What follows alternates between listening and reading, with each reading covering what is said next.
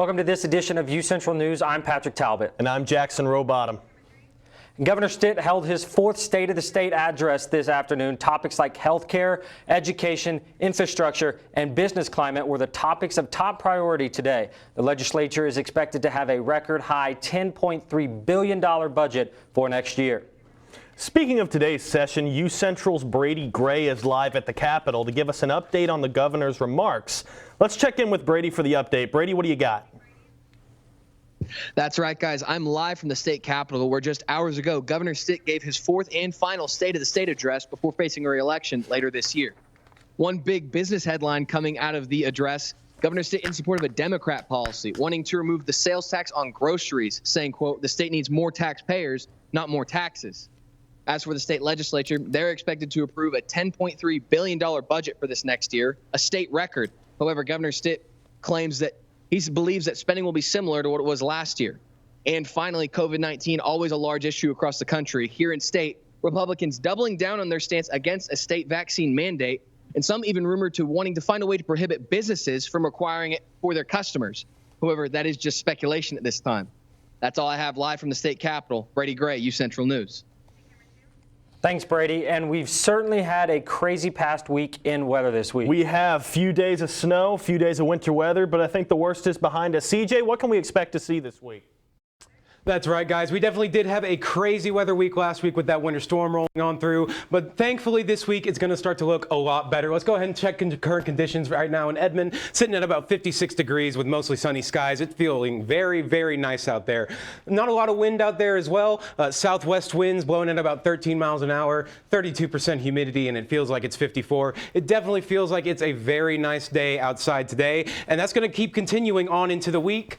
We can start to see some spring weather start to arrive, not fully just yet, but we are going to start to see some of those spring weather patterns start to jump into effect. We're going to have some colder days and even colder nights ahead of us going into the week, and we're also going to have a lot of sunshine coming out of all of that precipitation we got last week with that winter storm.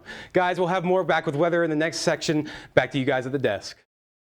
Thanks, CJ. And Oklahoma has had several complications in the wake of the Omicron outbreak. UCentral's Ben Anderson covered how this has affected the Edmond School District. Let's see what he found. At Heartland Middle School, students and teachers are returning to the classroom after being sent home for 3 days the week before. Probably all of us have been thinking, okay, this next year is going to be better. It's going to be better. It's going to be back to normal. And so I think 2022 was kind of a surprise. Despite hopes for 2022 to be different, the school district was forced to switch to virtual learning less than a week after being back from winter break due to staffing issues. We were just struggling with COVID. It probably ran through, I would say, 80% of our staff within a couple of weeks time frame. And we were in situations where we had 25 teachers out of the building. Staying in person has also been a struggle for the staff, with the school asking teachers to substitute during their planning periods and even having to ask administrators to cover in extreme cases. So I've been in the band room, I've been in geography, I've been in English, I've just been in other different classes where I also feel that I need to teach in that class too. With Governor Stitt recently issuing an executive order allowing state employees to step in as substitute teachers, some are unsure how effective this will be. I think the idea was maybe in a positive light. They were trying to help. I don't know how realistic it is whenever you already work a full-time job to want to go substitute, because we have such a substitute shortage and a teacher shortage as well. While others are hoping it goes unneeded. We're just trying to weather the storm, to be completely honest. And I think, I feel like we're on the backside. The past couple of days have been pretty good. We haven't had to compel as many teachers. We've had enough subs to cover the teachers that are out. So, as hard as it was in the moment, to close and go virtual, I feel like I can breathe. As the pandemic continues, only time will tell what other measures, if any, will need to be taken. From Edmond, Oklahoma, I'm Ben Anderson, UCentral News. Thank you, Ben. Now let's take a look at UCO's COVID numbers for today. The University of Central Oklahoma is currently at level 2 operations and is facing 98 active cases. Currently, there has been over 1,900 recoveries since the beginning of last semester. And as for Oklahoma COVID numbers, the state of Oklahoma currently has nearly 800 new cases. Oklahoma has over 50,000 active cases, and there are 370 total ICU hospitalizations right now. And in the wake of the recent outbreak, UCentral's Garrett Hallsworth has more. This pandemic has changed so much over the course of the past couple of years. If we were in this position even a year ago, I mean, we maybe would have been taking even more, stringent measures. But now we're learning how we can live with the virus and continue on with what we're doing. What we've learned is that campus is barren when COVID runs rampant. Moving forward doesn't mean students still aren't under constant threat of the virus. UCO active cases went up by over 300 students when we came back from the winter break. This means total cases have gone over 18,000, which is almost 4,000 more than the amount of students here at UCO. UCO's COVID task force has been busy. Right now, we're talking about, what are the case numbers in the county, on campus, what's the situation looking like, any other factors that may come into play. We take all that information in, the task force then makes those recommendations, and then the university cabinet makes the decision whether or not to approve or follow the recommendation. And, by and large, the cabinet does, because we've got a very diverse group of team members on the task force that come from different areas and are experts in their areas. The task force's recommendations have included re-implementing the plexiglass barriers and, of course, masks inside the classroom. But how does UCO coach this behavior? Students being models of behavior, I think that's probably the most effective thing, is when students see other students doing it, it makes them feel maybe more comfortable doing that, or seeing that it's an expectation when you're around others. So I would just say, students feel comfortable being a model for others. And, if you're the trendsetter in your class by wearing a mask, then be it. The trend has caught on positively with students, and in-person classes are still surviving off of responsible and safe role models in the classroom. In Edmond, with UCentral News, I'm Garrett Hallsworth. Thanks, Garrett. And UCO student Sade Baker placed first at the annual Martin Luther King Jr. Enterprise Oratory Competition in January and received a $500 scholarship for her winning speech. The oratory competition was established to celebrate the words, life, and achievement of Dr. Martin Luther King Jr. Baker's speech explores the philosophy of open-mindedness and breaking barriers in societal standards. And a new show is hitting the UCO stage this week. The Theater Arts Department will be showcasing a production of the classic Whodunit show Clue. Clue is a comedy with many twists and turns that you do not want to miss. Join the iconic Oddballs in Mitchell Hall Theater on this coming Thursday.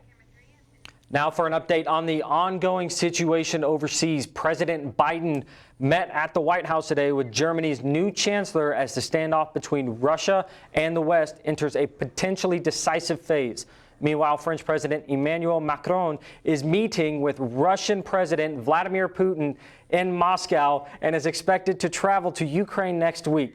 We'll have more on this if anything develops. And the weather has certainly warmed up since last week. What do you say, Jackson? I think so. I think the worst of the weather is behind us. And when we come back, more on your weather. Stay tuned. Don't go anywhere.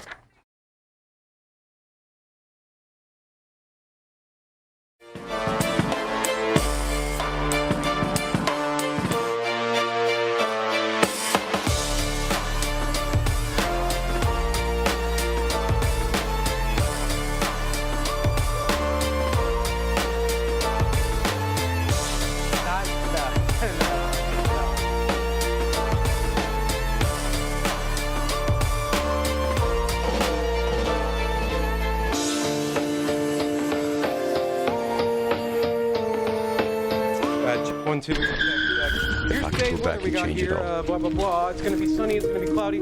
I would. I think I'm going to miss you the most. I'm sorry. I'm so sorry. I'm so sorry. Maybe it's just the little moments. If I could go back and change it all. If I could go back, I would. But I can't.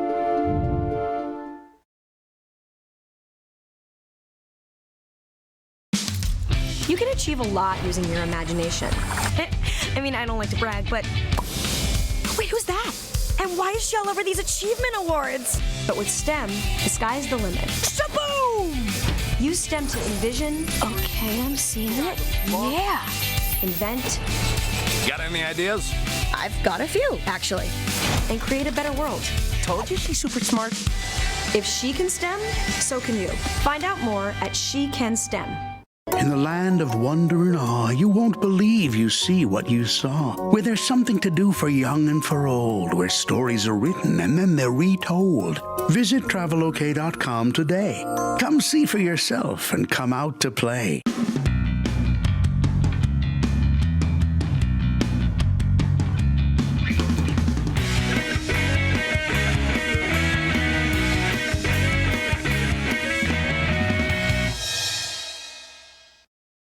And welcome back to this edition of UCentral. UCO is now the home of Oklahoma A+ schools, which just received a huge grant. UCentral's Shannon Chua has the story. Boeing recently announced that it will award a $145,000 grant to the University of Central Oklahoma Foundation for a project implemented by Oklahoma A+ schools at UCO. So the Boeing STEAM grant is about bringing STEAM and introducing it to second graders in Oklahoma City Public Schools. We serve 8 schools and 530 students. Those 8 schools are Arthur Elementary, Britton, Fillmore, Thelma Parks, Esperanza, Mark Twain, Stanley Hupfield, and Positive Tomorrows. The project aims to teach elementary school students about the concepts of STEAM, being science, technology, engineering, art, and math. For this first unit, for Unit 6 about heat, they'll be working on technology and science. So they'll see what conductors melt ice the fastest.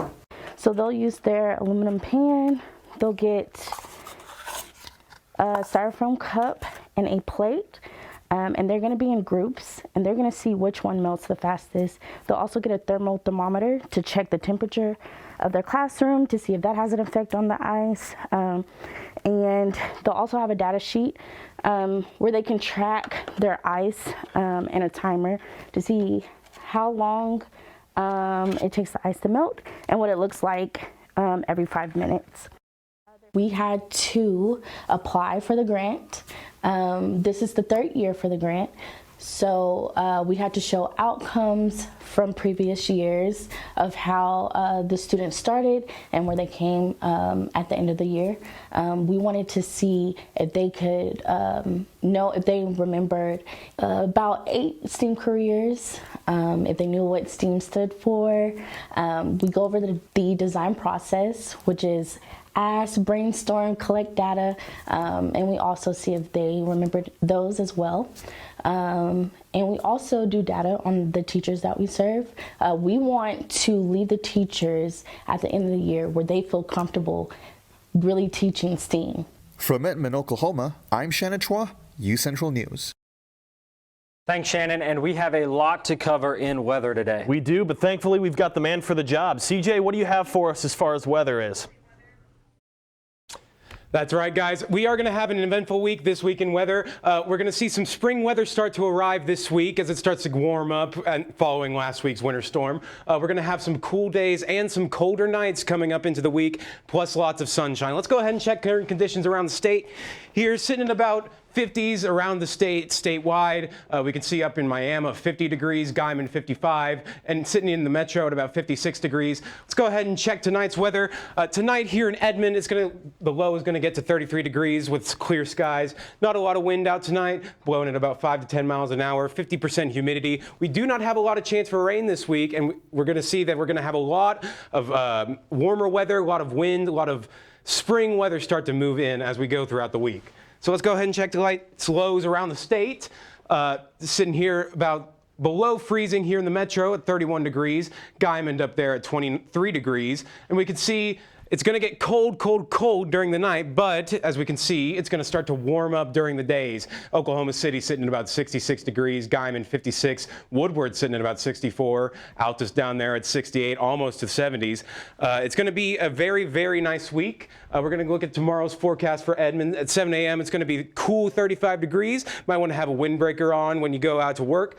For noon, it's going to be 60 degrees with fair skies, a little bit of cloud coverage in the sky, but nothing too worried about. And then at 7 p.m., we're going to have clear skies at 55 degrees. Let's go ahead and check the 7-day forecast.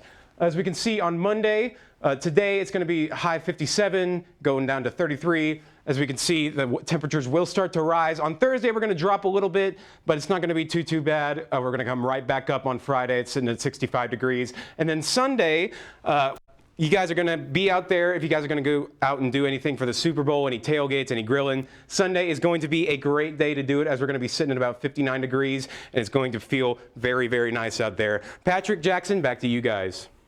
Thanks, CJ. And coming up after the break, we'll see what's going on in the world of social media.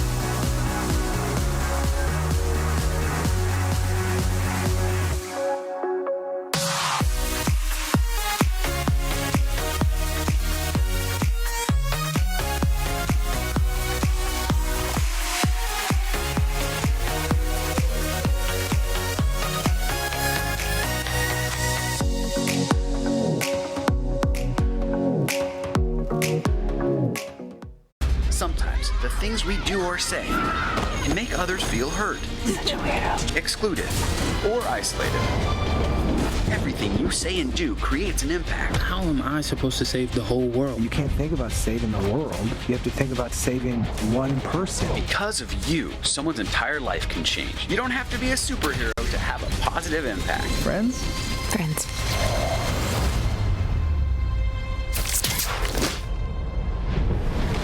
Hey Bobo, do trees tell each other stories? I'm sorry, I'm afraid I don't know that. Hey, why don't we go find out? Listen. Do clouds take naps? I couldn't tell you. Dad, do stars visit their friends? Look!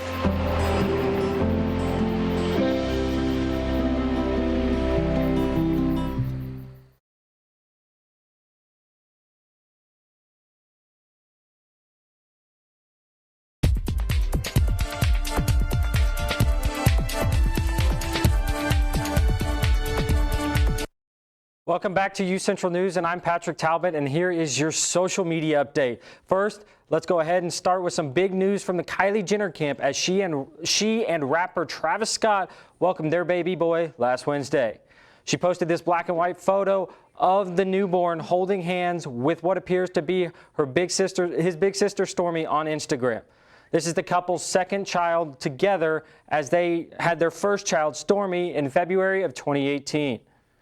And Joe Jonas has announced that he and his other band, DNCE, are back together and creating more new content. In an interview with Rolling Stone, Jonas said, "While I was in the Jonas Brothers again, I put a pause on all things DNCE with the support of fellow bandmates. So it became this thing where we all went and did our own thing and started to look at what else was possible." Jonas added, "I can foresee it becoming this E Street Band thing where members come and go." DNCE burst onto their scene with their hit song Cake by the Ocean back in 2018, and Jonas has teased some of their new music they are putting together on TikTok. And finally, the trailer for another Disney Plus reboot dropped today. Cheaper by the Dozen is being rebooted by Disney Plus, and it stars Zach Braff and Gabrielle Union. The film summary reads, as the raucous exploits of a blended family of 12 as they navigate a hectic home life while simultaneously managing their family business. The original film starring Steve Carell, Bonnie Hunt, and Hilary Duff released in 2003 as it followed Carell's character juggling 12 kids, coaching a football team as his wife goes on a book tour. The reboot is rated PG and is set to release on Disney Plus on March 18th. That's all I got for you on social media today. Make sure you follow us on social media so you don't miss out on anything UCentral News. Give us a follow on Twitter at UCentral Media and like us on Facebook at facebook.com/UCentral. Hope you all have a great day. Back to Jackson at the desk. Thank you very much, Patrick, for that update. And coming back, we're going to pass it over to Peyton Scott, who has the latest on all things UCO sports. Don't go anywhere.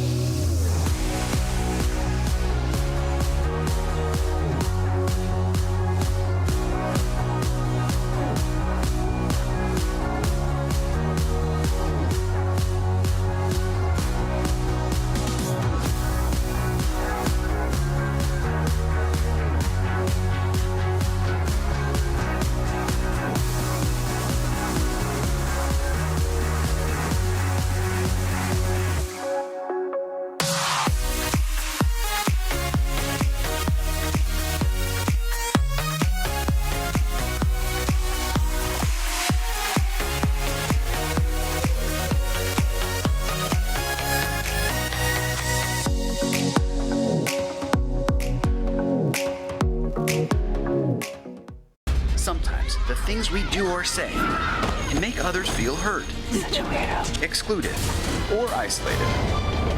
Everything you say and do creates an impact. How am I supposed to save the whole world? You can't think about saving the world. You have to think about saving one person. Because of you, someone's entire life can change. You don't have to be a superhero to have a positive impact. Friends? Friends.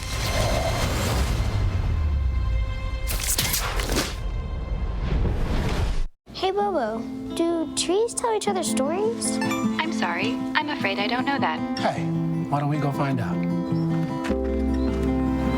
Listen. Do clouds take naps? I couldn't tell you. Dad, do stars visit their friends? Look!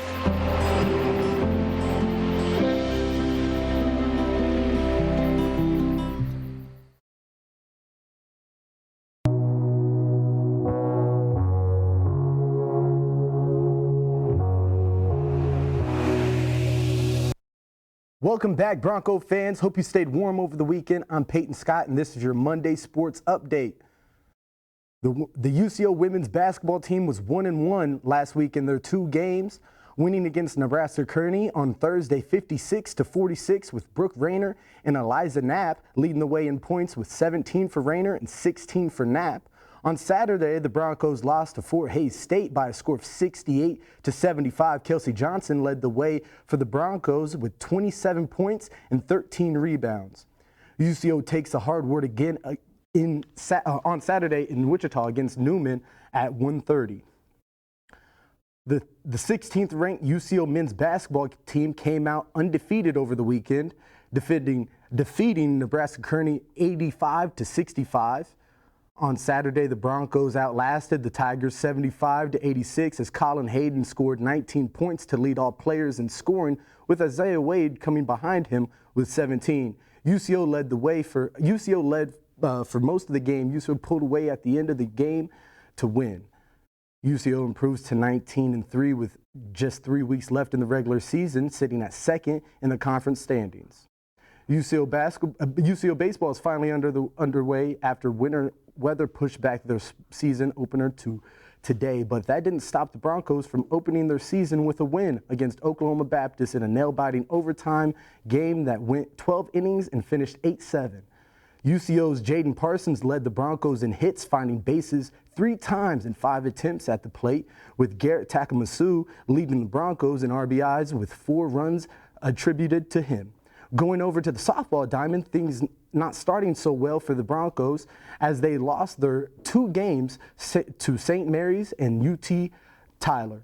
Those losses take the UCO Broncos to a .500 season at 2-2, respectively. JC Minter finished with 2 RBIs in their game against UT Tyler, but they had little else to celebrate that day as UCO would be routed in a 4-17 loss as their worst loss of the season. UCO has a chance to redeem themselves today against Southern Arkansas.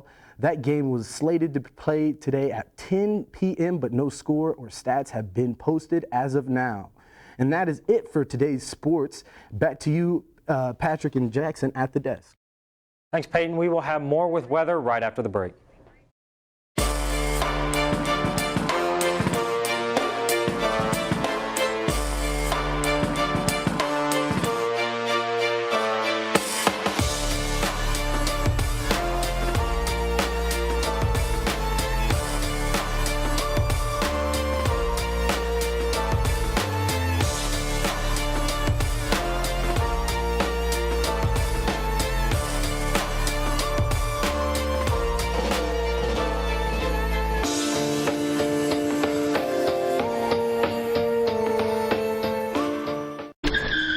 If I could go back and change it all,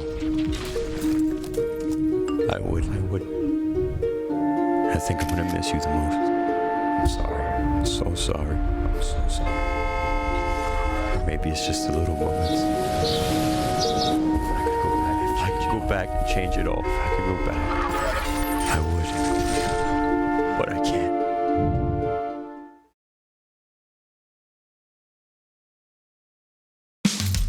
You can achieve a lot using your imagination.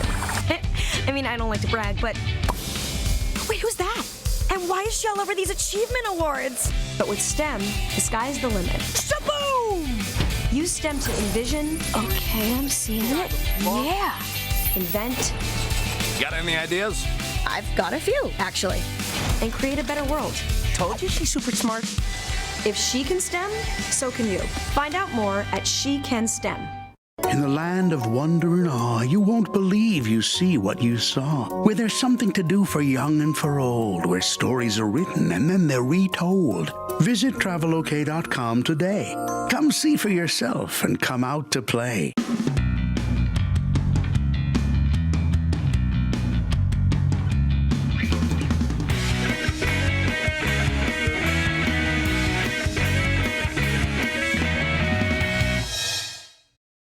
Welcome back, Broncos. Let's take one last look at the weather. That's right. We're going to toss it back over to CJ for our last look. CJ, what else do you got for us? Well, it is Super Bowl week, and it looks like we're going to have a very, very nice weather week as well. As we can see, our 7-day forecast sitting at about the low 60s for most of the week. Monday at 57, Tuesday at 63, Wednesday at 62. And then on Thursday, we're going to see the weather kind of start to come down. That temp's going to start to drop down to 56, but it's going to perk right back up again on Friday. And then moving into the weekend, moving into that Super Bowl weekend, it's going to be a very nice, clear day on Sunday for the big game. Guys, that's all we have for weather today. Back to you at the desk. Thank you. Yeah, it was some crazy, crazy weather last week with all that snow we had. Yeah, you know, I live in an apartment complex, and with all that snow and ice that we got, I couldn't really get out and do anything. Luckily, I had a little bit of extra food left over, and I was able to power through it a little bit better. Did you guys make it out okay? No, I actually had to go work at my other job, so I was out and about in the conditions quite a bit. But it wasn't too bad, you know. When you got a Jeep, you're just fine. Oh yeah. Got any plans for the game this weekend? Mm-hmm. Well, I don't have a whole lot of plans this weekend. Just working, doing stuff. I feel That's that. all it I is. feel that. That's all the time we have for you guys today. Join us tomorrow at 4:30 for another edition of UCentral News. I'm Patrick Talbot. I'm Jackson Rowbottom. We'll see you guys later.